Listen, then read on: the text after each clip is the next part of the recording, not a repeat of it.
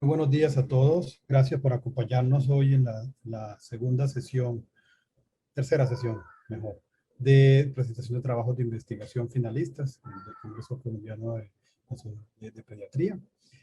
Nuestra primera sesión virtual, primera vez que hacemos estas presentaciones virtuales. Tenemos una agenda apretada hoy, toda la mañana vamos a estar en presentación de trabajos. Tenemos trabajos de ambas categorías, tanto de estudios originales como de reporte de casos.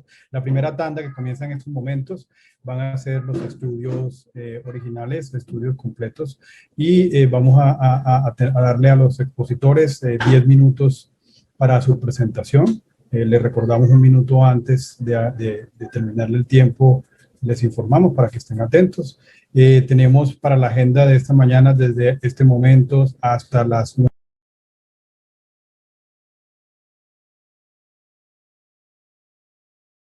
Perdón. Tenemos en la agenda en este momento a los doctores John Camacho, Gina Cabra, María Camila Pérez, Andrés Felipe Calderón y nuevamente María Camila Pérez para finalizar la primera tanda a las 9:25. Entonces el doctor John Camacho, por favor, se puede ir preparando y recordad que luego de que hagan la presentación los 5 expositores, tenemos una sesión de preguntas aproximadamente a las 9:25 AM para que se mantengan en línea para resolver las preguntas de parte del jurado. Muchas gracias a todos, les deseo la mejor de las suertes a los que presentan hoy. Doctor John, bien puede ir compartiendo su pantalla. Bienvenido, es todo suyo. Perfecto. Buenos días, ¿me pueden confirmar que se ve la pantalla? Todo ok, se ve y se escucha muy bien. Perfecto, buenos días. Gracias al comité organizador por la invitación y aceptar este espacio para compartir nuestro trabajo. Es factores asociados al conocimiento de actitud en automedicación de antibióticos.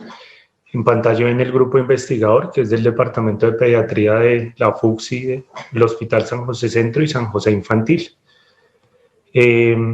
Para nadie es un secreto que los antibióticos ocupan el segundo lugar en automedicación después de los analgésicos.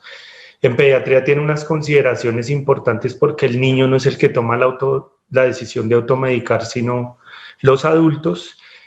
Sabemos que en Colombia se venden sin fórmula y es un problema de salud pública por los riesgos asociados a la resistencia bacteriana. La automedicación es un problema mundial. En Estados Unidos cerca del 42% de las personas se automedican y en China hasta el 48%. Un estudio en Bogotá también mostró que en Cali hasta el 80% se venden antibióticos en las farmacias y en Bogotá se automedica hasta el 35%. Entonces, como el problema de automedicación sabemos que ya es frecuente, se decidió saber qué factores y qué conocimientos tienen los padres y qué actitud tienen frente a la automedicación. Para responder esa pregunta, pues se planteó el objetivo general y los objetivos específicos de describir las características sociodemográficas, el motivo de consulta, el diagnóstico final, los conocimientos y las actitudes de los cuidadores frente a la autoadministración de antibióticos y estimar esa relación de esos factores. Se planteó un diseño observacional analítico de casos y controles de recolección prospectiva multicéntrico. Tuvimos más o menos, en pantalla ven el cronograma, 1 año de recolección de datos y el resto del tiempo para revisar el artículo, procesarlo y presentarles hoy el producto final. Entonces, ¿cómo se definió caso? Pues eran pacientes que consultaran a urgencias, que hubieran referido, que tuvieran un diagnóstico médico infeccioso. Caso se definió como que el cuidador reportara automedicación durante la consulta y control eran los 3 siguientes pacientes con diagnóstico infeccioso después de detectar un caso. Hicimos una relación 1:3. Criterios de inclusión eran pacientes mayores de 1 mes hasta 18 años que consultaran urgencias por patología infecciosa y lo mismo que hubieran referido automedicación. Y las excluimos a las automedicaciones tópicas, oftálmicas, óticas de los antibióticos. Entonces, lo que se hizo fue calcular la muestra con un poder del 75%, con un ROR alfa del 0.05, para un cálculo muestral de 182 casos y 547 controles. se utilizó un instrumento de medición a través de un cuestionario que fue creado a través de búsqueda de variables relacionadas en artículos previos. Se hizo una prueba piloto para verificar el entendimiento del cuestionario y se entrenaron a las personas que iban a recoger esta encuesta. Entonces, como resultados tenemos que 729 pacientes fue la muestra total, 182 casos y 547 controles cumpliendo la muestra. El diagnóstico infeccioso más frecuente para la automedicación fue la infección respiratoria alta.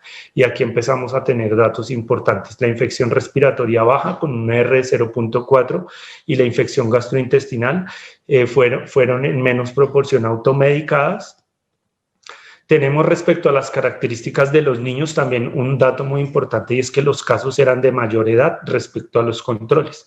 Entonces, por cada año de más, encontramos que hay un 13% de riesgo de automedicarse, o sea que los niños mayores los automedican más.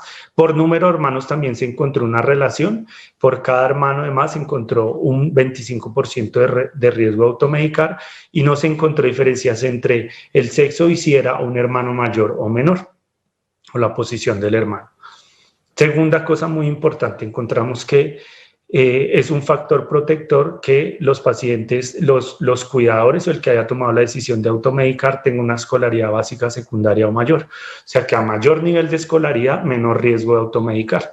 No se encontró diferencias en los cuidadores en ocupación, salario, estado socioeconómico, vivienda o aseguramiento de salud. Respecto a la automedicación, lo que más se automedicaron fue amoxicilina, seguido de acitromicina, seguido de cefalexina y cosas tan graves como trimetoprim, gentamicina, metronidazol o amoxiclavulanato fueron automedicados. La duración de los síntomas de la enfermedad era 2 a 6 días, la ingesta de antibiótico 1 a 3 días. No se modificó la dosis en el 75% de los casos y la mitad de los pacientes no leyeron el inserto del antibiótico y fue recomendado por el paciente. Recibir antibiótico en los últimos 3 meses se asoció con 6 veces más de riesgo de automedicar. Respecto a las razones de automedicación, encontramos que lo usaron porque mejoraron en las consultas anteriores por la mitad de los casos. Lo usaron 20% para disminuir la gravedad de la enfermedad, el 14% nos decía que era por acceso o dificultad al servicio de salud como falta de tiempo, problemas con el aseguramiento, bajos ingresos, distancia al centro de salud y otros porque no mejoraba con acetaminofén o recomendado por el farmacéutico. Aquí miren estos datos tan interesantes respecto a las actitudes. Entonces, siempre que un cuidador refería que solicitaba antibióticos al médico, tenía 4 veces más de riesgo de automedicar. Respecto a comprar antibióticos sin fórmula médica, se encontró una relación directamente proporcional. Cuando algunas veces compran antibióticos sin fórmula médica, tienen 11 veces más de riesgo. Si compran regularmente antibióticos sin fórmula, tienen 23 veces más de riesgo. Pero si siempre compran antibióticos sin fórmula médica, tienen 36 veces más de riesgo. Siempre que se recomiendan antibióticos entre familiares, tienen 3 veces más de riesgo de automedicarse. Y cuando no revisan el inserto de las recomendaciones, 3.8 veces más de riesgo de automedicarse. Aquí hay un punto clave y es uno de los puntos cruciales para estudios futuros y es que en general los conocimientos sobre automedicación son muy bajos. Entonces, cuando se preguntaba en el formulario si los antibióticos eran eficaces contra la gripa, había 6 veces más de riesgo de automedicarse. Cuando pensaban que acortaban la duración de la infección, 2.3 veces más de riesgo de automedicarse. Cuando no conocían los eventos adversos de los antibióticos, 15 veces más de riesgo. Y cuando descontinuaban el antibiótico cuando resolvía la fiebre, 2.1 veces más de riesgo. Entonces, respecto a la discusión, encontramos que en menor riesgo de automedicación cuando tienen mayor nivel de escolaridad y revisando la literatura encontramos cosas controversiales. Algunos estudios han probado esa misma relación y otros estudios han mostrado que entre más nivel de escolaridad, más se automedican. Respecto a las actitudes, estas 3 que encontramos, solicitarle antibiótico al médico, comprar sin fórmula y recomendárselo dentro de los familiares, pues digamos que es una decisión multifactorial. En general, cuando hacen estudios cualitativos se han dado cuenta que lo que dicen los cuidadores que lo hacen es como una medida de autocuidado, pero pues sabemos que eso tiene una actitud influenciada por múltiples agentes externos, recomendaciones entre familiares, ahorrar tiempo de ir a los hospitales. Y respecto a los conocimientos, pues encontró un bajo conocimiento de la automedicación. La mayoría de personas piensan que son útiles en resfriado común y en infecciones virales, pero esto no es solo a nivel local, sino a nivel mundial. Por ejemplo, Navarro y colaboradores han encontrado que también es el segundo medicamento más automedicado en enfermedades leves. Hay mayor probabilidad de usarlo en enfermedades virales. Y se desconocen en general que pueden tener efectos adversos, pero eso no solo sucede en nuestro medio, sino también en otros países. Como punto final, las conclusiones, entonces encontramos que hay mayor automedicación en infección respiratoria alta, la mediana fue 5 años y entre más edad, más riesgo de que los automedican a los niños, más si tiene un hermano y si ha recibido antibióticos los últimos 3 meses. La automedicación es multifactorial, en bajo nivel educativo, en pacientes que tienen limitación a los servicios de salud y en general hay un alto desconocimiento sobre los eventos adversos y sobre su utilidad en infecciones virales. ¿Qué se plantea como estudios a futuro? La importancia de desarrollar campañas dirigidas a los conocimientos erróneos de los padres, en los cuales encontramos, reglamentar un poquito de políticas más estrictas para limitar la venta libre, con el objetivo de disminuir eventos adversos e incrementar la resistencia bacteriana. Muchísimas gracias. John, muchas gracias. Muchas gracias por la presentación y por ceñirse al tiempo. Lo esperábamos en la sesión de preguntas entonces. Seguimos con Gina, doctora Gina Cabra, perfecto, todo suyo para compartir. Ya. Sí, buenos días. Les recuerdo para los que van llegando posteriormente, son 10 minutos y les avisamos un minuto antes si vemos que están todavía muy atrasados en las diapositivas. Adelante, doctora Gina. Gracias, doctor. Buenos días. ¿Me escuchan bien? Escuchamos bien y vemos las diapositivas bien. Muchas gracias. Buenos días. Nuestro grupo de trabajo conformado por Claudia Marcela Granados, Carlos Fernando Grillo, Fabián Armando Gil y quien les habla, Gina Paola Cabra, les presentamos el trabajo Exposición al conflicto armado como factor asociado a muy bajo peso al nacer, estudio poblacional de casos y controles. Declaramos que nuestro estudio recibió financiación de MinCiencias a través de la convocatoria 823 para las regiones en el año 2018.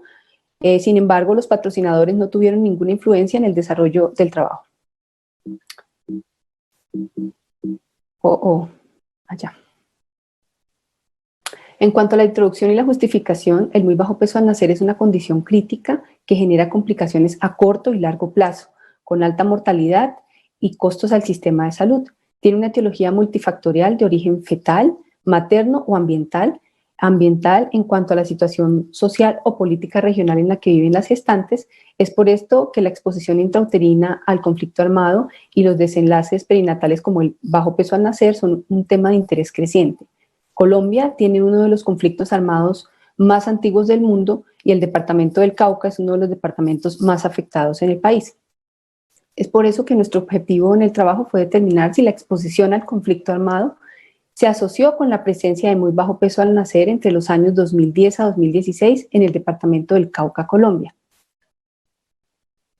En cuanto a la metodología, se trata de un estudio poblacional de casos y controles emparejado por año de nacimiento, que incluyó los nacidos entre el año 2010 a 2016, productos de gestaciones de más de 20 semanas y de residentes o gestantes con más de 6 meses de vivienda en el departamento o en su municipio previo al nacimiento. Y se excluyeron las gestaciones múltiples y las observaciones duplicadas. Partiendo de una cohorte hipotética que comprendía todas las gestantes del departamento del Cauca que tuvieron el parto durante el periodo de estudio, cohorte hipotética porque pudieron existir embarazadas que tuvieron su parto en otro sitio o en otro departamento e informaron mal su sitio de residencia, o pueden existir recién nacidos sin certificado de nacido vivo o sin certificado de mortalidad perinatal. El periodo de estudio comprendido fue entre 2010 a 2016, teniendo como fecha final de recolección de datos la firma del acuerdo de paz con el grupo armado Las FARC. Partiendo o recogiendo los datos de los registros de estadísticas vitales, seleccionamos los casos, todos niños nacidos con peso entre 500 y 1.499 gramos, y los controles, todos niños nacidos con peso entre 2.500 y 3.999 gramos, definido como el comparador más sano y seleccionando 3 controles por cada caso al azar de la población de estudio. Se emparejaron por la variable año de finalización del embarazo. Tuvimos en cuenta que esta fuera una variable que no fuera muy correlacionada y que no quisiéramos estimar el efecto de esta variable. El emparejar tiene en cuenta la exposición por año al conflicto armado y tiene en cuenta la publicación en el país de las guías de práctica clínica de control prenatal a partir del año 2013. Es así como cada caso con sus 3 controles se emparejaron por año, así durante los 7 años del estudio. Para asegurar la exposición tanto en casos como en controles, usamos un indicador multidominio diseñado por el Estado colombiano y publicado en el decreto 893 del año 2017, en donde en el país se seleccionaron o se priorizaron los municipios de Colombia más expuestos al conflicto armado. Es así como de 1.123 municipios del país, 170 fueron priorizados para el conflicto, y de estos 170, 20 pertenecen al departamento del Cauca. Para asegurar la exposición en el pasado, estamos seguros que estos niños nacidos con casos o controles fueron productos de un embarazo de más de 20 semanas e hijos de residentes habituales en el departamento según la definición del DANE. Para el análisis realizamos una descripción de las variables sociodemográficas, sociopolíticas y clínicas. Realizamos posteriormente un análisis bivariado y luego un análisis multivariado, el cual corrimos con una regresión logística condicional para datos emparejados, evaluamos los modificadores del efecto y ajustamos los factores de confusión. Nuestro trabajo tuvo aprobación del Comité de Ética de la Pontificia Universidad Javeriana como una investigación sin riesgo. En cuanto a los resultados, encontramos 121.498 nacidos en el departamento del Cauca en el periodo de estudio. De estos, 1.767 casos con 5.301 controles para un total de 7.068 participantes. Las características de base, tanto en casos como en controles, fueron similares en la mayoría de las variables, que ya les voy a presentar. El 72%, cerca del 72%, tanto en casos como controles, eran mestizos, seguidos por indígenas en el 15% y afrocolombianos en el 12%. Afiliados al régimen subsidiado en el 76%, y seguido por el régimen contributivo. En cuanto al municipio de residencia, cerca del 45% estuvo viviendo en un municipio expuesto al conflicto, y en la figura 1, en rosado, se señalan los municipios más expuestos al conflicto en el departamento del Cauca, y si se dan cuenta están dispuestos hacia la región pacífica del país. En cuanto al área de nacimiento, el 20% de los casos, comparado con el 6% de los controles, nació en área rural. En cuanto al control prenatal, el 72% de los casos y el 25% de los controles tuvo menos de 4 controles prenatales. En cuanto a la edad materna, cerca del 90% tuvieron una edad entre la segunda y la tercera década de la vida, y en cuanto a la educación, cerca del 80% tuvieron educación primaria o secundaria. En la tabla 2 les presentamos el resultado del análisis multivariado, en donde las variables que fueron ajustadas fueron grupo étnico, régimen de seguridad social en salud, área de nacimiento, control prenatal, edad materna, educación de la madre, pareja estable. Las interacciones evaluadas fueron municipio en conflicto por área de nacimiento, municipio en conflicto por control prenatal y municipio en conflicto por edad materna. Encontramos que en niños con muy bajo peso al nacer, el chance de nacer en área rural era 2.5 veces mayor que el chance de nacer en área urbana, pero si esta exposición ocurría en un municipio expuesto al conflicto, este chance se incrementaba mucho más. También encontramos que en niños con muy bajo peso al nacer, el chance de tener un control prenatal inadecuado es 9.4 veces superior que el chance de tener un control prenatal adecuado. Pero si esta exposición de tener un control prenatal inadecuado se da en un municipio en conflicto, este chance se incrementa mucho más. En cuanto a la discusión, encontramos que la exposición al conflicto armado incrementó el chance de nacimientos con muy bajo peso al nacer. Hay publicaciones de estudios en Kuwait, Bosnia y Herzegovina y Libia, en donde han analizado el rol del conflicto armado sobre los desenlaces perinatales, encontrando una disminución del peso al nacer posterior a la guerra. No obstante, estos estudios tenían algunas limitaciones, como la definición de la exposición al conflicto o el ajuste de factores de confusión, situaciones que fueron tenidas en cuenta en nuestro estudio. Nosotros tenemos algunas limitaciones. Se trata de un estudio poblacional que es susceptible de confusión residual debido a que existen variables que no pudimos evaluar, y la característica retrospectiva del estudio, que si bien las variables evaluadas tuvieron una pérdida de datos menor al 4%, la calidad del dato no dependió de los investigadores de este estudio. Para concluir, en el departamento del Cauca, la exposición al conflicto armado incrementó el chance de nacimientos con muy bajo peso al nacer. Este hallazgo debe ser considerado en el control prenatal y se debe identificar el municipio en donde se está realizando el control prenatal de las gestantes, mejorar la calidad del control y realizar una remisión oportuna de estas gestantes cuando identifican alguna situación de riesgo para mejorar el desenlace de estos nacimientos. Se necesitan más estudios que profundicen la fisiopatología de esta asociación. Damos agradecimientos especiales a la Secretaría de Salud del Cauca por facilitar las bases de datos para la realización de este estudio, y gracias al Comité Organizacional del Congreso por el espacio para compartir nuestro trabajo. Buenos días. Doctora Regina, muchas gracias también por ceñirse el tiempo. La esperamos en la sesión de preguntas entonces. Bueno, señor, muchas gracias. Perfecto. Entonces, el siguiente expositor, María Camila, ¿está aquí? Buenos días, sí, aquí estoy. María Camila, listo. Preparando su diapositiva, por favor. Yo usted creo que conoce la metodología y le avisamos un minuto antes, tiene 10 minutos. ¿Puede empezar a compartir? Sí.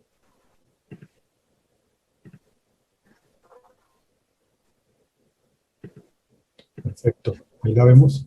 Pueden presentar. Buenos días a todos. Mi nombre es María Camila Pérez. Yo soy residente de tercer año de pediatría de la Universidad ICESI y Fundación Valle del Lili. Hoy les traemos a exposición nuestro trabajo que se llama Impacto de la pandemia en la conducta suicida pediátrica, tendencia del intento de suicidio en una institución nivel 4 antes y durante el COVID-19. Nuestro equipo pues está compuesto por el equipo de emergenciología pediátrica y de la UCI pediátrica en la Fundación Valle del Lili. Entonces vamos a empezar hablando por qué es importante hablar de este tema. Sabemos que en Colombia cada 30 horas un niño, una niña o un adolescente comete suicidio y cada día 23 más intentan suicidarse, lo cual pues nos deja altamente preocupados. Sabemos que el suicidio pues es la segunda causa de muerte en niños y adolescentes de 10 a 17 años, que cada vez se incrementa más la tasa de suicidio y que esto genera altos costos en salud. Como bien sabemos todos y a todos nos ha tocado, la pandemia por COVID-19 pues ha generado un gran impacto social y genera pues en conclusión una crisis mental en la población pediátrica que está asociada a múltiples factores. Entonces, ¿qué ha pasado en los últimos años o en el último año pues que hemos estado viviendo esta pandemia? Se sabe que en el 2020 se doblaron las cifras anuales de consulta psiquiátrica, que se han aumentado los factores de riesgo, que existe incertidumbre y pobreza, que existen conflictos familiares, abuso físico e intolerancia, y que todo esto ha generado un incremento de los trastornos psiquiátricos, depresión y ansiedad. Como bien lo dice la UNICEF, las niñas, niños y adolescentes no son la cara de la pandemia, pero ellos corren el riesgo de convertirse en uno de sus principales víctimas. Y pues esto es lo que claramente estamos viendo en nuestros servicios pediátricos. Hay unos factores de riesgo que son muy importantes, que se han exacerbado durante la pandemia, y estos son especialmente la pérdida de la rutina escolar, la pérdida del grupo de amigos, la depresión, el aislamiento, el uso de sustancias psicoactivas, el maltrato físico y el suicidio. Este es un artículo muy importante que fue publicado el año pasado a finales de la pandemia, en donde habla de la ideación suicida y los atentos de suicidio en una unidad de cuidado pediátrico de emergencias antes y durante el COVID-19. Lo que ellos reportaron fue, hicieron seguimiento del screening para suicidio. Ellos utilizan unas escalas que hacen rutinariamente desde hace muchos años en el servicio de urgencias, y estas escalas permiten determinar si el paciente está a riesgo o no de suicidio. Pues se dieron cuenta que durante la pandemia de COVID-19 el screening de suicidio aumentó su índice de positividad, como lo pueden ver en la gráfica, mes a mes fue mucho más positivo en el 2020 que en el 2019 y 2018. Entonces, por esto y claramente porque hemos visto un aumento de la consulta pediátrica por intento de suicidio y hemos tenido muchos más niños con intento de suicidio en la UCI pediátrica, nos llamó la atención hacer este estudio. Nuestros objetivos fueron determinar la diferencia en el número de casos de intento suicida durante los meses de pandemia con respecto a años previos y describir las características clínicas y demográficas de los pacientes. Nuestra metodología es un estudio observacional descriptivo. Pues se incluyeron todos los pacientes con diagnóstico de intento de suicidio que ingresaron por el servicio de urgencias y que requirieron traslado a la unidad de cuidado intensivo pediátrico, y pues en cuanto a las consideraciones éticas fue considerado pues una investigación sin riesgo y las variables fueron codificadas para evitar trazabilidad. En cuanto a nuestra población, encontramos 72 pacientes del 2018 al 2021, en donde pueden ver que el número de pacientes incrementó en el 2020 y 2021 30 y 18 respectivamente. Estas son las características clínicas de toda la cohorte. Encontramos, como está bien descrito en la literatura, que los pacientes más afectados son los pacientes escolares y adolescentes, especialmente los adolescentes, que en nuestra cohorte fue un 75%, están más afectadas las mujeres en un 63%, la procedencia urbana fue en el 84%, y encontramos digamos que en la unión familiar que el estado civil de los padres en el 36% fue separados, sin embargo no contamos con dato en el 34% de los casos. En cuanto al diagnóstico de patología psiquiátrica previa, encontramos que el 54% de los pacientes tenían alguna consulta a psiquiatría por algún diagnóstico previo. La estancia media en la UCI pediátrica fue de 3.5 días y en todos los pacientes se realizó valoración por psiquiatría. En este gráfico podemos ver cómo se incrementó el número de casos por año, en donde dentro de toda la cohorte de pacientes, el 2020 ocupó el 42% de casos y el 2021 el 22% de casos, teniendo en cuenta que el 2021 solo llevamos pues 6 meses hasta el momento del estudio. Este es el porcentaje de casos de ingreso por intento suicida al año. Encontramos pues que en el 2020 se incrementó, casi que se dobló el porcentaje de casos de ingreso, y en el 2021 a lo que llevamos atendidos de pacientes llevamos también un porcentaje mayor que lo reportado el año pasado. En cuanto a los casos por mes en el 2020-2021, encontramos un pico especial desde agosto hasta diciembre del año pasado, especialmente en agosto, donde existieron 7 casos en ese mes, y en el 2021 encontramos un pico de marzo a mayo, que son los meses pues, en donde más se reportaron pacientes en este año. En cuanto a la comparación de casos por mes, como pueden ver en el 2019, pues los casos fueron muy homogéneos mes a mes. Sin embargo, en el 2020, como les conté, desde agosto hasta noviembre y diciembre hubo un pico de pacientes, y lo que llevamos en el 2021, de febrero a mayo, hemos encontrado también un aumento de pacientes. En cuanto a los tipos de métodos, entonces encontramos que la intoxicación por sustancias es el método más utilizado para el intento de suicidio, y le sigue objetos cortantes y finalmente salto desde la altura. En cuanto a los tipos de métodos, como vimos que el uso de sustancias es el más utilizado, aquí podemos como desglosar qué sustancias fueron utilizadas por los pacientes. Principalmente encontramos medicamentos en 23 pacientes, sustancias psicoactivas en 3 pacientes, pesticidas en 10 pacientes y productos de limpieza en 7 pacientes. Usualmente pues vamos a ver que son sustancias que son encontradas en casa y que son pues de muy fácil acceso para ellos. En cuanto a los factores que encontramos en común entre las historias clínicas de esta cohorte de pacientes, principalmente existía en la consulta de psiquiatría factores como el aislamiento social, ausentismo escolar, pacientes que estaban viviendo una crisis económica familiar importante dada la pandemia.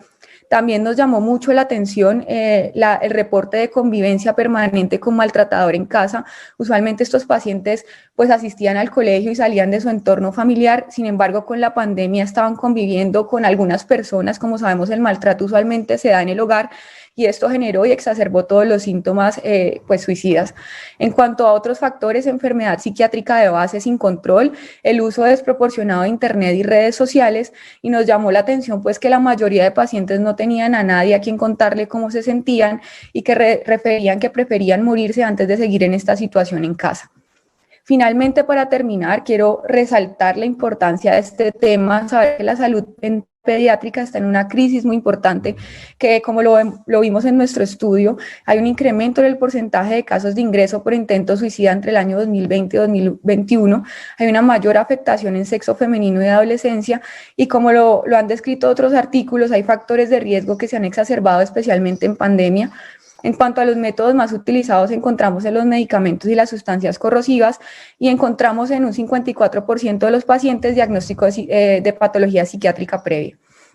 Como mensaje importante, queremos tener y resaltar que hay condiciones económicas en nuestro país que, como todos sabemos, hacen que el acceso a la salud en adolescentes y en los niños en general sea especialmente difícil, particularmente en pandemia, por lo cual nuestra labor como pediatras es realizar la mayor captación de casos posibles, y sabemos que en ocasiones la consulta a urgencias o la consulta ambulatoria es como el foco de captación para estos pacientes. Entonces debemos hacer énfasis en que podamos captar casos desde los servicios interhospitalarios, lo cual resulta ser muy costo efectivo. Existen múltiples estudios internacionales que lo demuestran.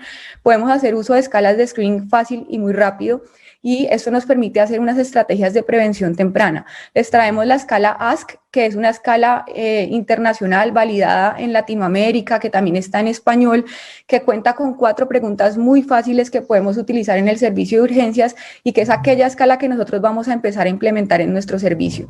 Cualquier ítem positivo genera un riesgo importante de suicidio en el paciente, y lo debemos interrumpir. En cuanto a la sensibilidad de esta escala, es del 97% y la especificidad del 65%, y esto nos genera una oportunidad única para prevenir suicidio. Entonces tenemos que estar muy sensibilizados con este tema. Sabemos que en Colombia tenemos factores adicionales como el incremento de la violencia intrafamiliar, maltrato físico y abuso sexual en nuestra población en pandemia. Este es el primer estudio colombiano pediátrico que evalúa el impacto de la pandemia en la conducta suicida pediátrica, y esto es muy importante para nosotros como pediatras, por lo cual es fundamental estar sensibilizados, iniciar el uso de escalas y generar un abordaje temprano. Muchísimas gracias, y gracias por el espacio y por dejar compartir nuestro trabajo en el Congreso. María Camila, muchas gracias. ¿Puede dejar de compartir, por favor? Perfecto. Lo esperamos en la sesión de preguntas, que les repito a los otros que será aproximadamente a las 9:25, aunque María Camila vuelve por acá con otro trabajo posteriormente. Andrés Felipe Calderón, por favor. Andrés, perfecto. Aprenda su cámara, por favor. Buenos días. Perfecto, Andrés.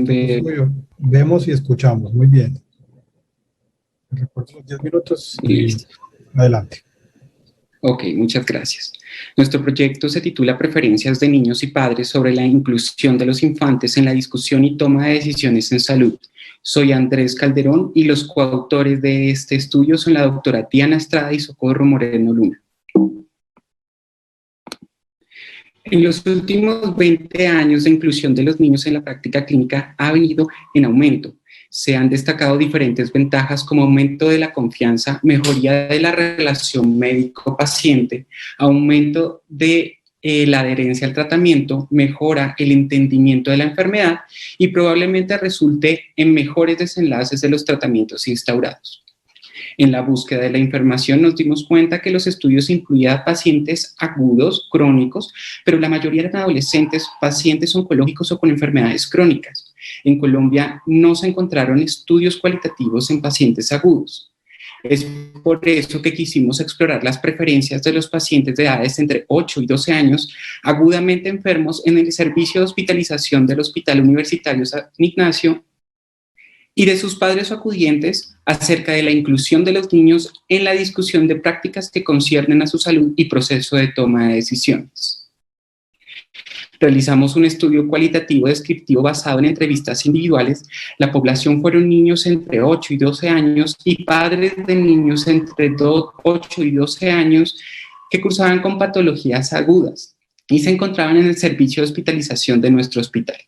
Realizamos un muestreo no probabilístico propositivo durante 3 meses. La muestra fueron 12 niños y 15 padres o acudientes.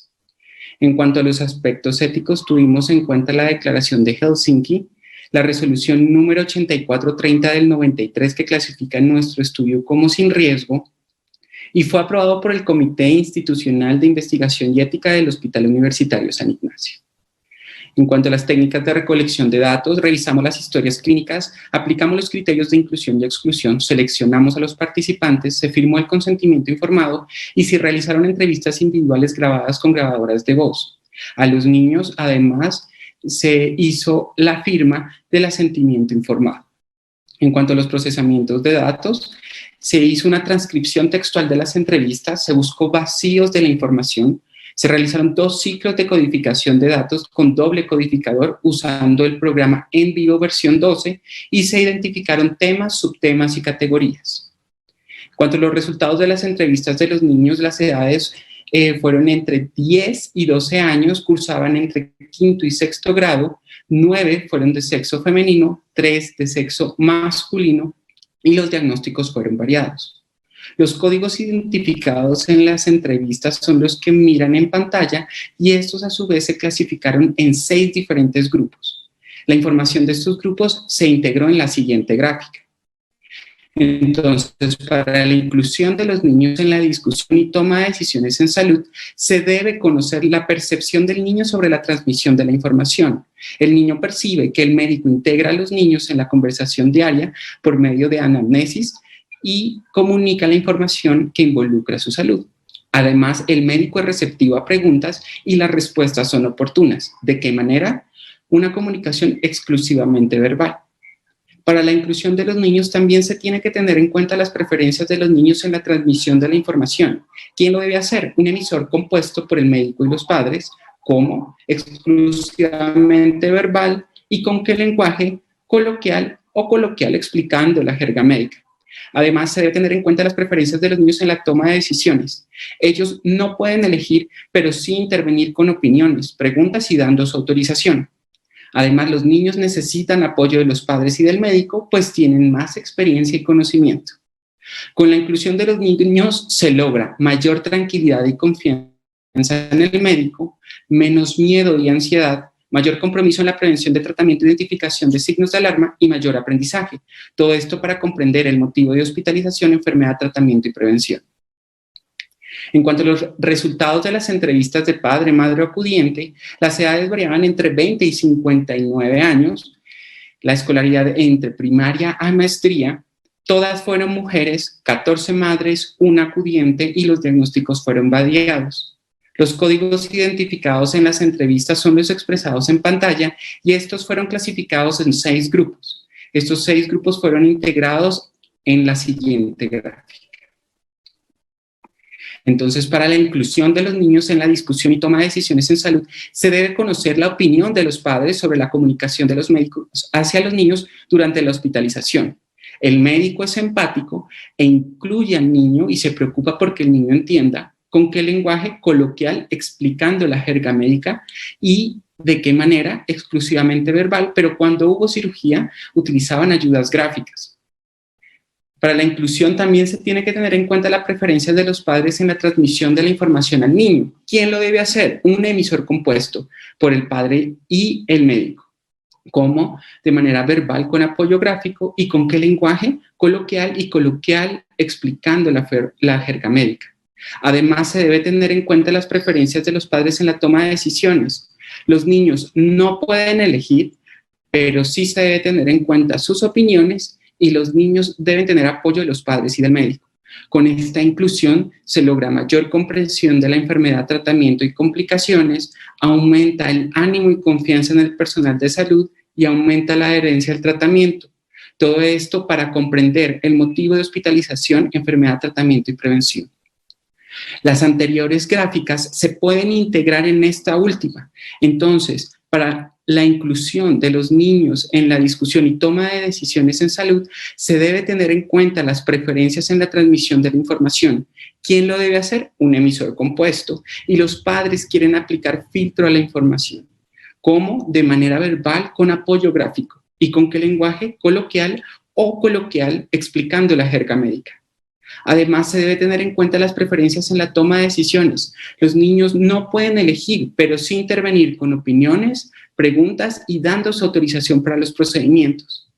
Los niños sí necesitan apoyo del médico y sus padres. Todo esto con el fin de comprender el motivo de hospitalización, enfermedad, tratamiento y prevención. En nuestro estudio, los niños expresaron de manera coherente y con sus palabras la enfermedad y el motivo de hospitalización. La mayoría comprendieron el tratamiento y nos dimos cuenta que hubo un interés, un mayor interés hacia el manejo quirúrgico. Creemos que esto es porque la cirugía implica un cambio en la anatomía corporal y esto puede relacionarse con emociones más fuertes.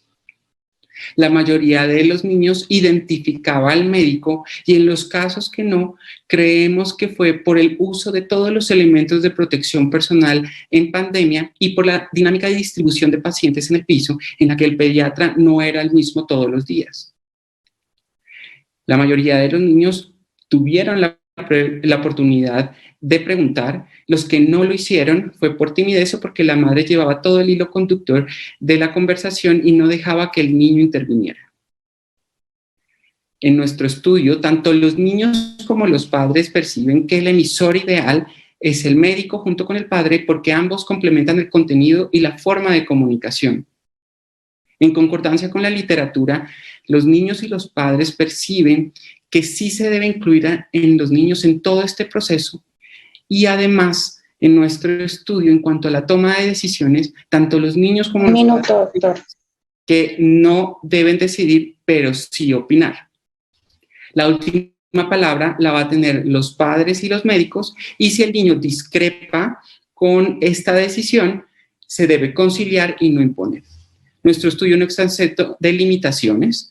La primera es que no contamos con las preferencias de los pacientes entre 8 y 12 años. Por el tipo de estudio y el tamaño de la muestra, no se pueden extrapolar los hallazgos y sería muy interesante conocer las preferencias del personal de salud con el fin de complementar los hallazgos del presente estudio.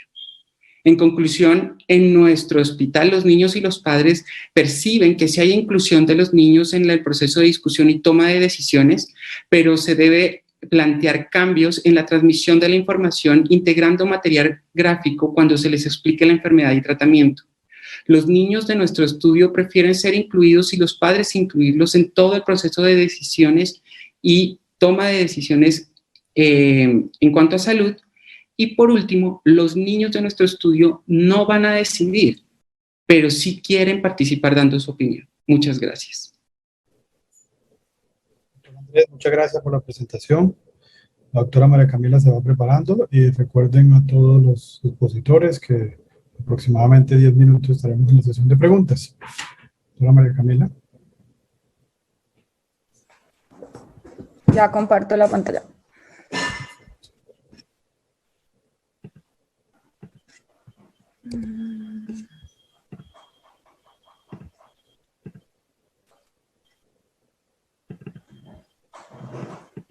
Entonces, está. Bueno, buenos días a todos. Mi nombre es María Camila Pérez, soy residente de tercer año de pediatría de la Universidad ICESI y Fundación Valle del Lili. Les queremos traer hoy este estudio denominado Características Clínicas y Sociodemográficas del Abuso Infantil, tendencia de los últimos 10 años en un centro de alta complejidad del suroccidente colombiano. Mi equipo lo comparten Laura Torres, epidemióloga, el doctor Darío Cobo, pediatra, y mi persona. Entonces vamos a empezar hablando del maltrato infantil. Sabemos que el maltrato infantil es una preocupación constante para todos los pediatras. Cada 5 minutos hay un niño que muere como resultado de actos de violencia. Encontramos que 3 de cada 4 víctimas de abuso sexual son niñas y que el 17% de los niños reciben formas graves de castigo físico. En Colombia es muy importante saber la importancia de este problema y su magnitud. Sabemos que, por ejemplo, de enfermedad diarreica ocurren de 2 a 4 muertes por cada 100.000 menores, de neumonía 22 por cada 100.000 menores, pero si hablamos de maltrato infantil, comparándolo con estas enfermedades que son tan comunes, se habla que existen de 15 a 24 muertes por cada 100.000 menores de edad. y sabemos que el 70% no se denuncian. Entonces, pues es un problema de salud pública muy importante que tenemos que tener en cuenta. En cuanto al abuso sexual específicamente, sabemos que en nuestro país es un problema real y muy preocupante, que aproximadamente en el 2018 se reportaron 22.788 casos y en el 2019 10.934, a lo que se llevaba del año hasta junio del 2019.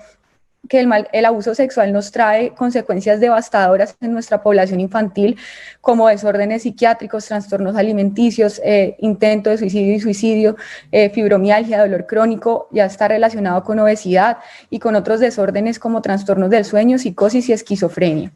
Nuestro estudio entonces pues fue un estudio de corte retrospectiva en donde sus objetivos pues fue describir las características clínicas de estos pacientes diagnosticados con abuso sexual que ingresaban al Departamento de Urgencias Pediatría en Fundación Valle del Lili.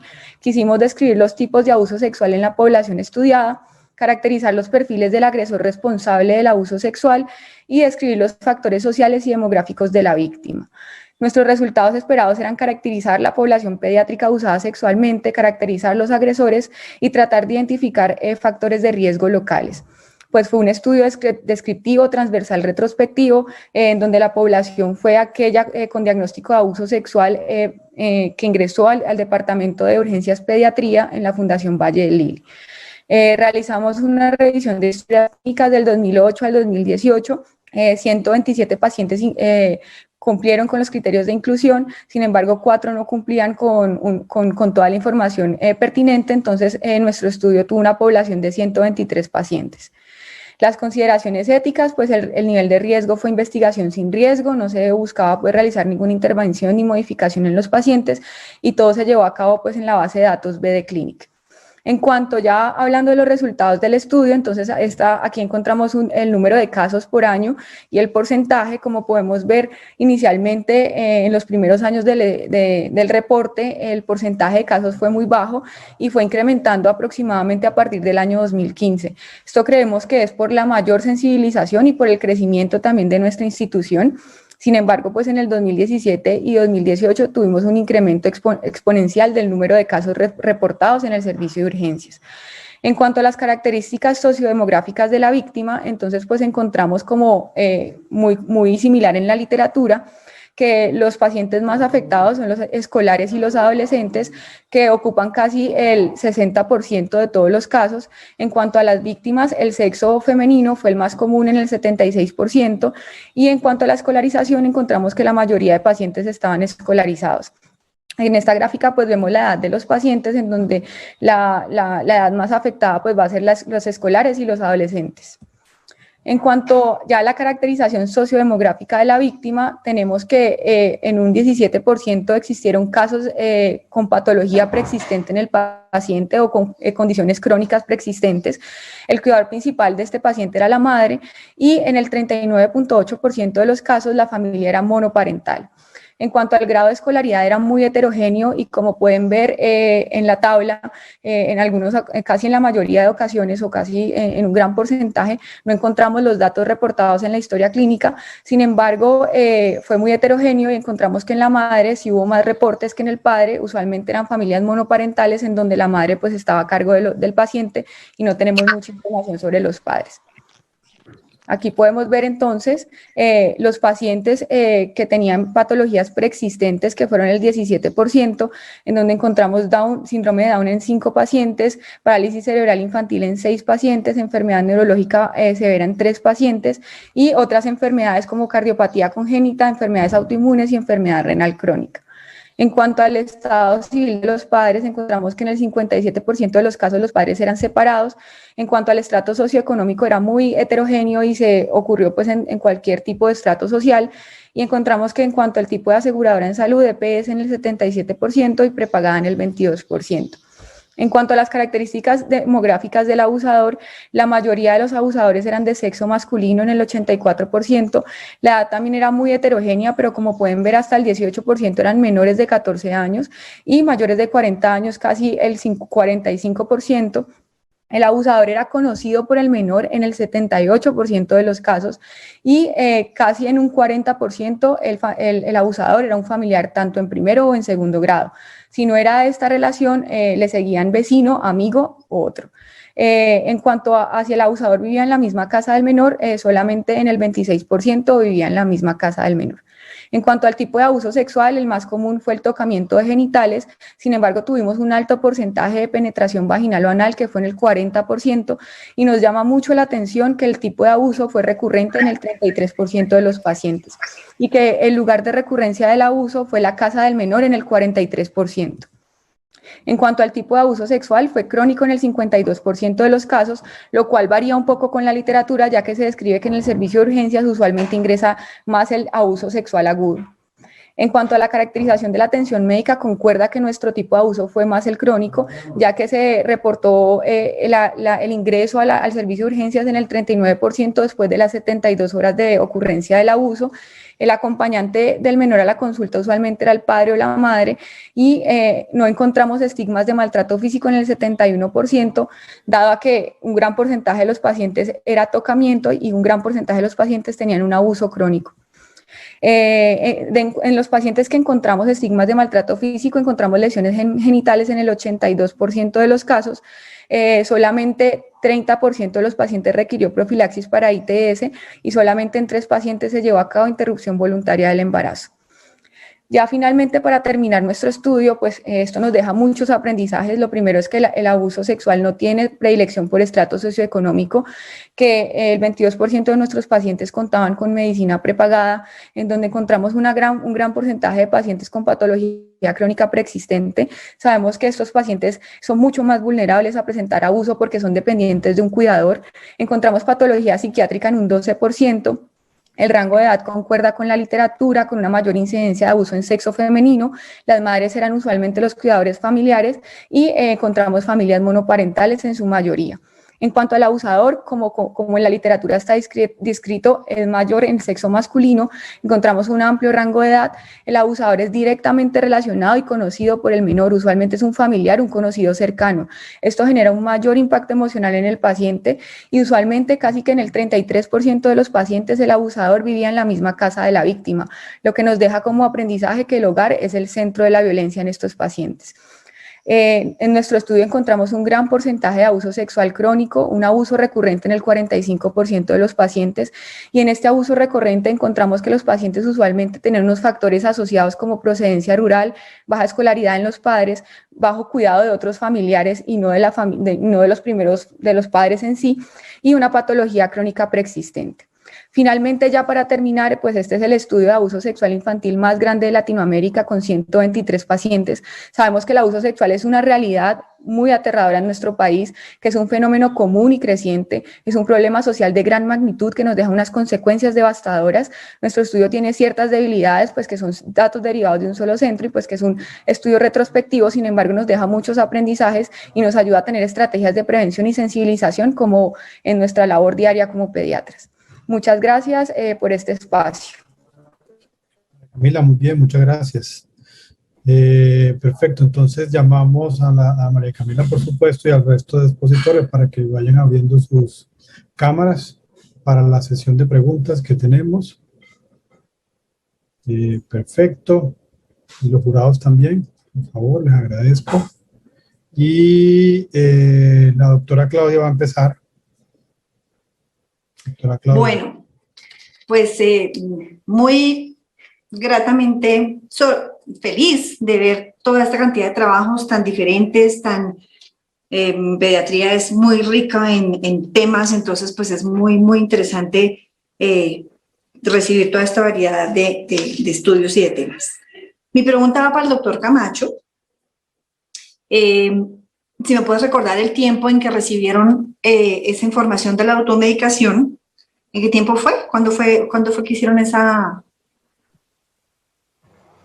Fue de julio del 2019 a julio del 2020. Bueno, ¿cómo crees tú que afecta y cómo crees tú que siguió el resto del 2020 en esto de la automedicación con esta pandemia? ¿Y cuál sería el mensaje? Si tienes que dar una frase, nosotros sabemos que para poder educar a la gente, como que resaltar el mensaje principal, muchos datos uno da para poder decirle a la gente, vea, no se automedique. ¿Cuál sería el mensaje que tú le das a la gente? Vea, con esta razón, por favor, no se automedique. De lo que aprendiste. Muchas gracias, doctora Claudia, por la pregunta. Digamos que la pandemia declarada en marzo, abril, básicamente afectó la mayoría de protocolos de investigación de nuestra universidad y nuestros hospitales. Teníamos planeado un poder del 80%, pero pues básicamente lo bajamos a 75% porque después de marzo, abril, el volumen de consulta en urgencias nos afectó severamente y no podíamos exponernos a recolectar información en plena aprendizaje de uso de elementos de protección personal. Fuera ahorita, pues ya uno está, pero con callo de uso de elementos de protección personal, pero pues básicamente la pandemia sí afectó mucho nuestros resultados y si tuviera que terminar una frase, digamos que el trabajo nos sirve para conocer los puntos claves y digamos, el conocimiento por qué lado probablemente los cuidadores, digamos, se deba reforzar, porque pues como médicos y como saludistas y como pediatras siempre tenemos que educar, o sea, nunca nos debemos cansar de educar. Y pues básicamente lo que diría es que en infecciones respiratorias altas, virales, pues no vale la pena automedicarse. Y yo creo que el COVID nos ha ayudado un poco a ir enseñando eso, ¿no? Uno cada vez ve, así a veces las usen por aquí en el mentón, uno ve que al menos la gente es un poco más consciente de usar las mascarillas y probablemente sepan que para el COVID no sirve automedicarse ni tomar antibióticos. Es una cosa que se ha reforzado durante 2 años. Esperemos que eso cale en muchas generaciones. No podemos perder la esperanza, así uno siga viendo acitromicina por todo lado, pero... Exacto, gracias. Acitromicina fue el segundo más prescrito, o sea que más bien amoxicilina. Liz, yo tengo... no, perdón, Mónica, adelante. Mónica. Bueno, buenos días a todos. Yo tengo 2 preguntas para la doctora María Camila. Respecto al trabajo de impacto de la pandemia en la conducta suicida. Cuando hablaban de la parte de elementos cortopunzantes como mecanismo, ¿tuvieron en cuenta solamente que fuesen con intención suicida o incluyeron, por ejemplo, el cutting que se cataloga dentro de las conductas para suicidas? No solamente con intención suicida. Y usualmente lo que vimos en estos pacientes es que habían cortadas importantes, o sea, no era un cutting crónico o pues como semiagudo, pues que el paciente, porque fueron pacientes que ingresaron al servicio de UCI pediátrica. Entonces, usualmente estos pacientes que tenían cortadas agudas crónicas, agudas, estaban relacionados con el uso también de medicamentos o de sustancias. Entonces, era como el ingreso por ambos lados, pero pues realmente no tuvimos en cuenta el cutting porque como eran pacientes que ingresaban solo en la cohorte de la UCI pediátrica, probablemente sí existe mucho más cutting y hay un estudio en Estados Unidos del Pediatrics también que muestra que todas estas conductas para suicidas han incrementado pues en pandemia, pero no tenemos datos. Ok, y otra pregunta, ahí hablas pues de que sí, efectivamente mostraron cómo el número absoluto de consultas por esto se aumentó. ¿Hicieron alguna comparación para ver si este aumento era significativo desde lo estadístico, por lo menos teniendo en cuenta que claramente desde que inició la pandemia todas las consultas de urgencias cayeron muchísimo, en especial las pediátricas, para ver que este aumento realmente fuese significativo? Sí, claro, por eso lo presentamos en porcentaje de casos, porque no lo presentamos como incidencia, porque como nuestra consulta pediátrica cayó en urgencias, lo que hicimos fue ver cuál era el porcentaje de estos casos con respecto a los pacientes que consultaron y que ingresaron a la unidad de cuidado intensivo, proporcional al año. Entonces esto pues incrementó con respecto a los pacientes que consultaron en determinados años. No lo hicimos por ese motivo, no lo hicimos como una tasa de incidencia, sino como un porcentaje de casos reportados. Ok, gracias. Realmente, qué pena. Mira, nosotros revisando nuestro porcentaje de ingresos a la UCI pediátrica del año 2018, 2019, 2020 y hasta el 2021 fue muy similar, solamente cayó 2019-2020 como 120 pacientes. Por eso también lo ajustamos, pero realmente no disminuyó mucho el ingreso, como fue pues ingresos UCI, no ingresos urgencias. Ah, bueno, listo, gracias. Y qué chévere que nos estemos comenzando a interesar por estos temas de salud mental que siempre han sido muy subestimados en pediatría. Muchas gracias. Súper. Yo tengo varias preguntas y voy a priorizar. Doctora Gina, cuando usted Sí, habló señor. de la metodología, rápidamente, yo por supuesto comprendo que el tiempo es una variable que afecta en las presentaciones. Habló de variables de confusión y luego muestra los resultados de algunos ajustes que hicieron. ¿Usted me puede indicar metodológicamente cómo escogieron esas variables para el análisis multivariable? Nosotros primero, doctor, hicimos un análisis bivariado de las variables que teníamos en nuestros registros de estadísticas vitales, encontrar cuáles eran las variables que tenían significancia estadística para entrar al modelo multivariado. De estas variables que ingresaron al modelo multivariado, se ajustaron todas las variables que ingresaron al modelo multivariado y se escogieron solo algunas para hacer las interacciones.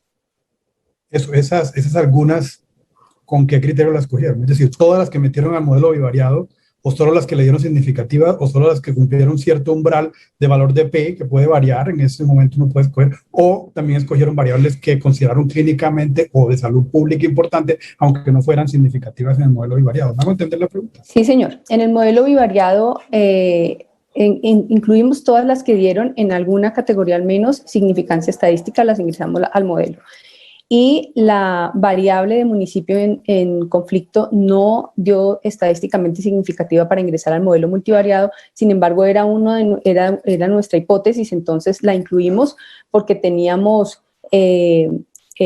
como criterios en la literatura que nos hacían pensar que era una variable importante, o sea, era nuestra hipótesis y en la literatura nos apoyaban y por eso la ingresamos al modelo multivariado de forma clínica y no significativa.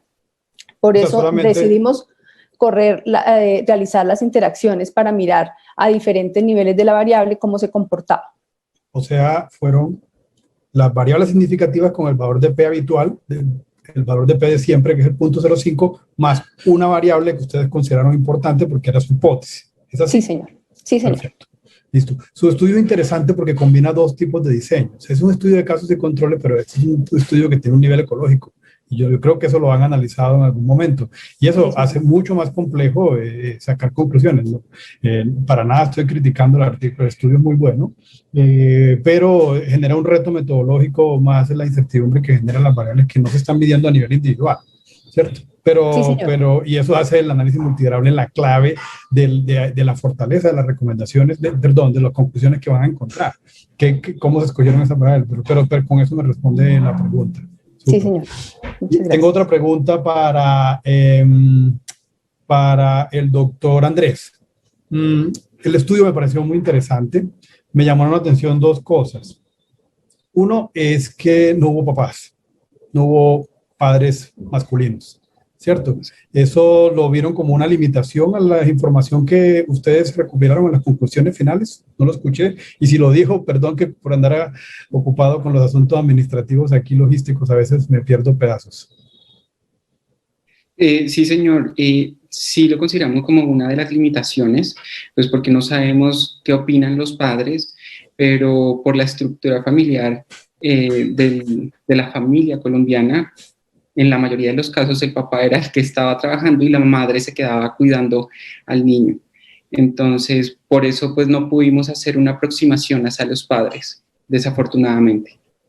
Perfecto. Y usted mencionó al final una frase sobre el tema de reproducibilidad de estos resultados y por el tamaño de muestra. Mi única recomendación es recuerde que usted está parado en un paradigma de un estudio cualitativo donde no mencionamos la palabra tamaño de muestra y no hay necesidad de reproducibilidad. O sea, eso es cierto, lo que usted dijo es cierto, pero los términos es precisamente por el diseño metodológico que ustedes tienen, no estamos preocupados por el tema de validez externa que utilizamos en estudios cuantitativos.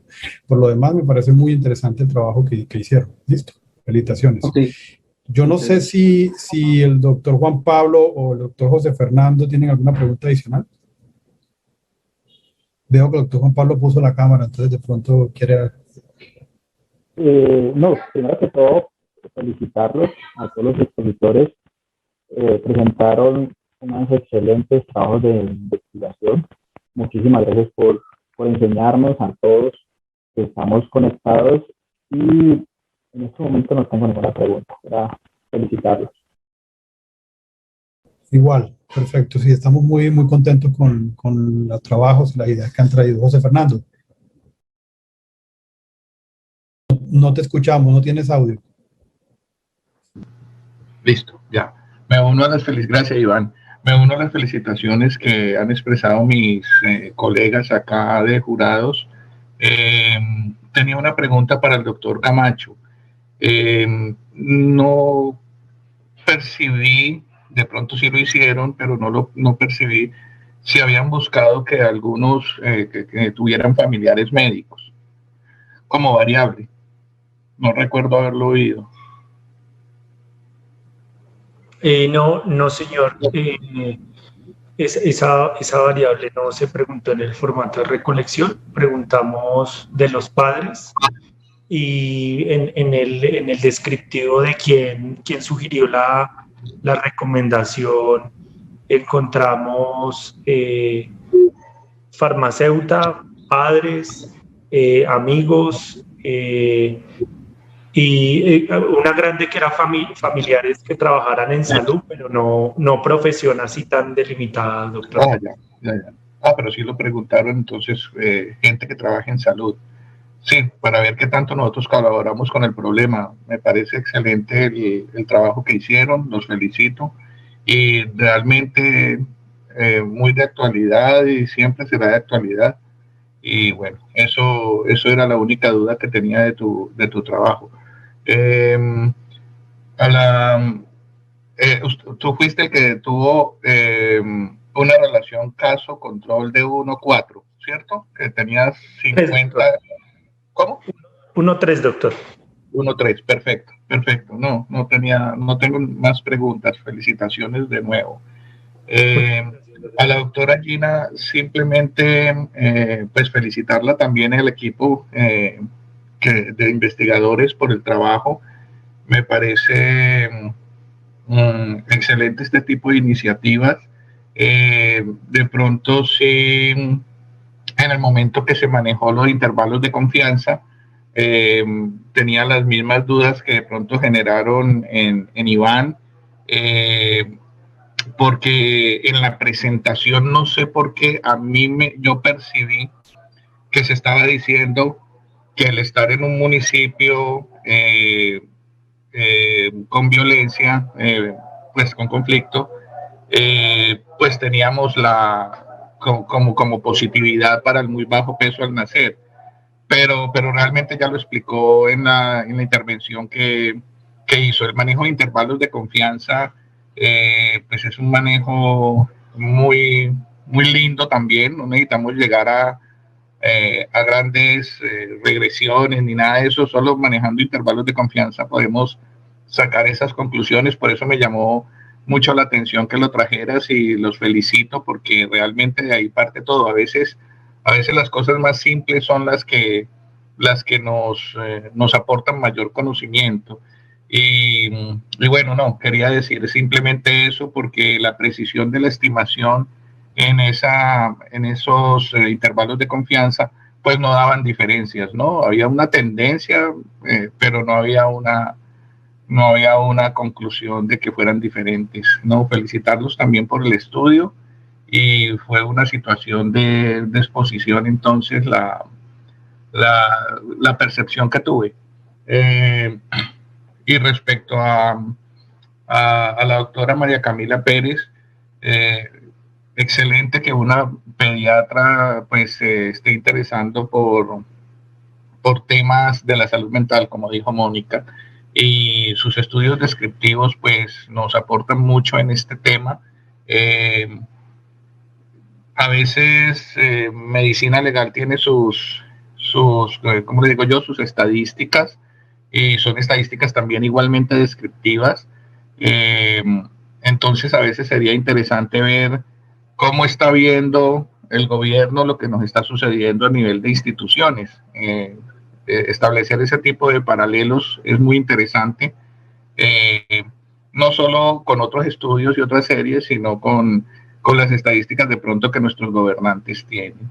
Y no, felicitarlos por estas miradas. Realmente sí hemos aprendido mucho en la mañana de hoy, no solo como epidemiólogo, sino como pediatras. Muchas gracias.